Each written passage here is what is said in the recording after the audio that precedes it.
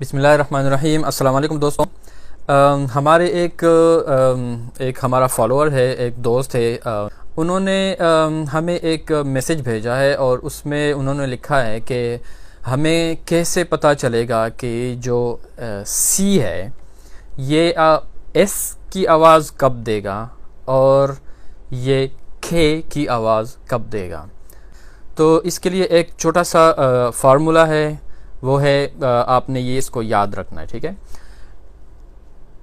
आई E Y, अगर सी के बाद आई आ जाए या ई आ जाए या वाई आ जाए तो सिर्फ़ और सिर्फ इस हालत में सी जो है वो सी की आवाज़ यानी एस की आवाज़ देगा। इसके अलावा सी के बाद कोई भी लेटर हो, आर हो, ए हो, ओ हो, यू हो, कोई भी लेटर हो, उन सब हालात में सी जो है वो के की आवाज़ देगा।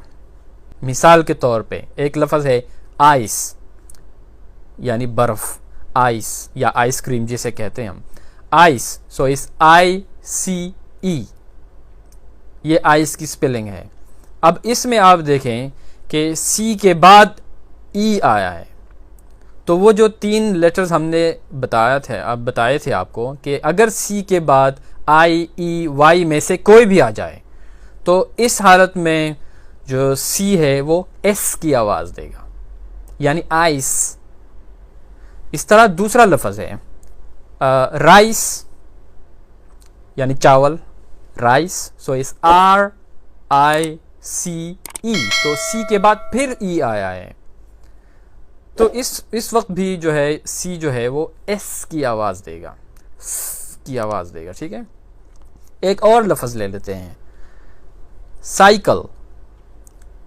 साइकिल में देखें तो सी के बाद वाई आता है, साइकिल की स्पेलिंग है C Y C L E, cycle.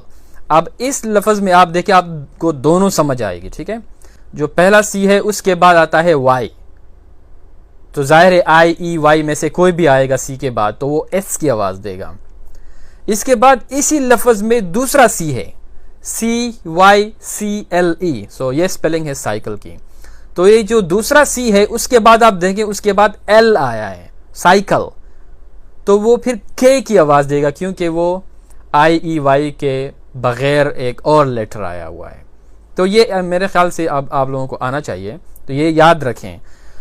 अब आप दूसरी तरफ देखें, अगर सी के बाद कोई भी लेटर आ जाए, मिसाल के तौर पे cat, so C A T, so I E Y में से कोई भी नहीं है, तो इस वक्त सी जो है वो के की आवाज़ देगा।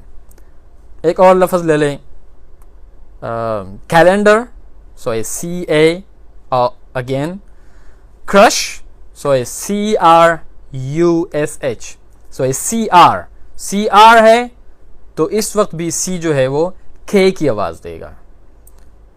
Clear, so C L E A R, so clear. So clear में फिर देखें आप सी के बाद एल आया है तो इस वक्त भी वो के की आवाज़ देगा। Computer, so C O M P U T E R, so computer. So आप देखें सी के बाद ओ आया है ना, तो तब भी सी जो है ना वो के की आवाज़ देगा। So rule is simple. अगर आप कोई नया लफ्ज़ देखें, आपने उस लफ्ज़ को ज़िंदगी में कभी भी पहले नहीं देखा, नहीं पढ़ा, तो आपको अगर वो प्रोनाउंस करना पड़े तो आपको ये रूल जो है, ये फार्मूला जो है, ये जहन में ला के तो आप वो नया लफ्ज़ भी आसानी के साथ पढ़ सकेंगे अगर उसमें सी कहीं पे भी आया हुआ है। तो उम्मीद है आप लोगों को क्लियर हो गया होगा। लेकिन यहाँ पे एक मसला है। फॉर एग्ज़ाम्पल, अगर सी के बाद एच आ जाए तो फिर वो चे की आवाज़ देगा, चे की आवाज़। For example charity. अब चैरिटी में आप देखें तो इसकी स्पेलिंग है C H A R I T Y, charity. तो यहाँ पे सी के बाद एच आया है तो आई ई और वाई नहीं है, तो हमने जो कानून बनाया था तो उसके मुताबिक तो अब ये के की आवाज़ देनी चाहिए ना, लेकिन नहीं, यहाँ पे के की आवाज़ नहीं देगा, यहाँ पे चे की आवाज़ देगा। ये सिर्फ और सिर्फ मसला है एच के साथ। अगर सी के बाद एच आ जाए तो मुख्तलिफ आवाज़ जो है ना वो बनाते हैं। लेकिन अभी मैं आपको बहुत सारे मिसालें दूंगा कि किस लफ्ज़ में सी एच जो है ना वो किस तरह की आवाज़ निकालेगा।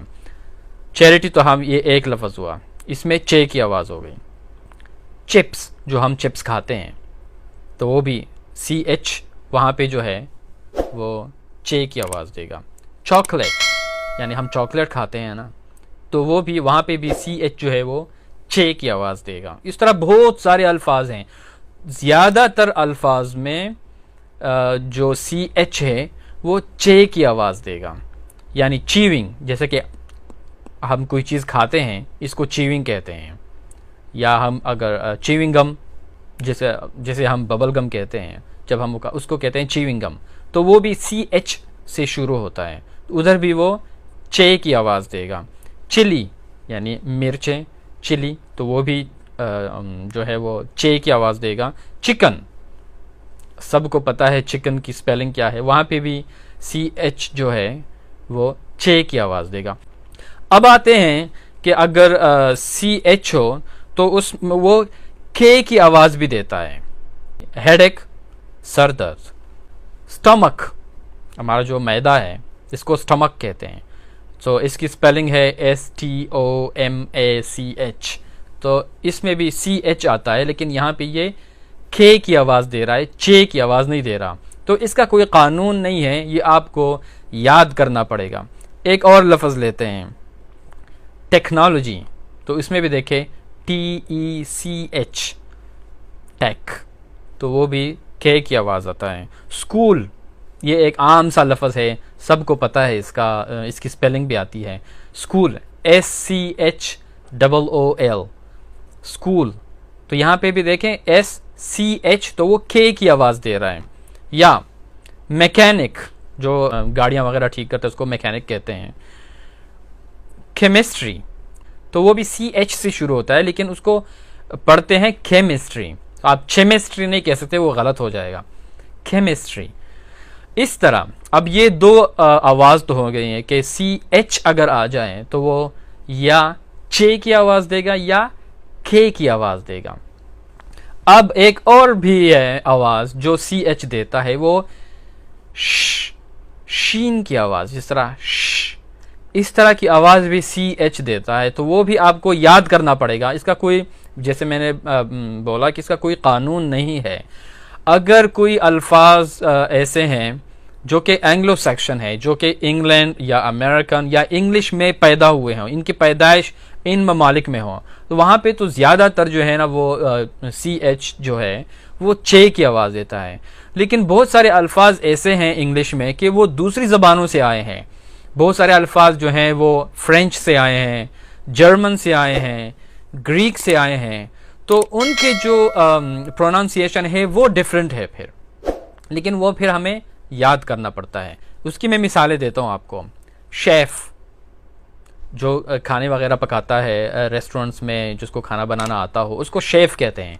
उसकी स्पेलिंग देखें तो वो CHEF, तो वो CH है, लेकिन आवाज़ देता है वो शेफ़, श की आवाज़ देता है, ठीक है।